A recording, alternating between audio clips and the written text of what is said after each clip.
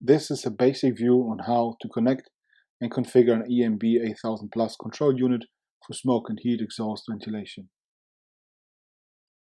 First of all, you need an up and running control unit. Every unit comes with an enabled Wi-Fi connection and a custom Wi-Fi key that is given to the customer separately. Through the iOS settings app, you can now establish a connection to the unit. This one was already connected, so there is no need to enter a security key. After starting the app, you are greeted with some options. Depending on the license the user has, the options may vary. In this case, we have a basic monitoring tool called View License that is enabled by default, and an EMB8000plus button that provides a full-blown configuration suite. After clicking the button, the app starts looking for a connected control unit and loads a part of the configuration once found.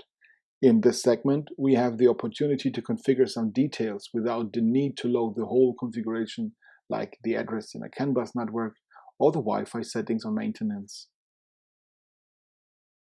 Let's go straight to configuration.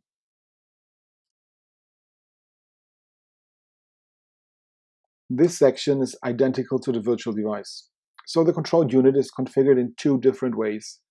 What we see here are the parameters for the individual modules like timings and switch behaviors. The overall reactions of the unit are configured in the event groups, represented in the tabs in the left top corner.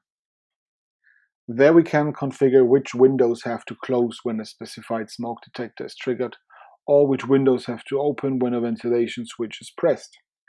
There are additional groups for weather events like rain and wind, groups for KNX bus signals, and general notification groups that allow control over the various relays that can be built into the unit.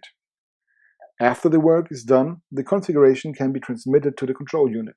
The duration of this process depends on the size of the unit and whether it is connected to a CAN bus or not.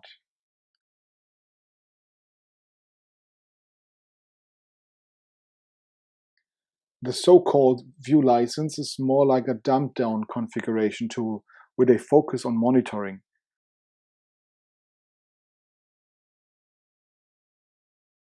You can see a representation of the hardware, and you can still configure some minor parameters by clicking on the individual modules.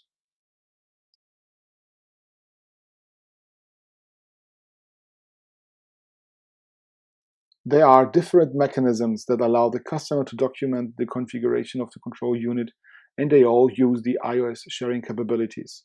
For example, the user can create a report that is shared as a PDF file. After entering some meta information, the app starts collecting all the vitals from the connected unit, like relay states or voltage, and so on. This process also varies in duration depending on the hardware setup. In this case, we save the report into our notes to check on the content and for further processing.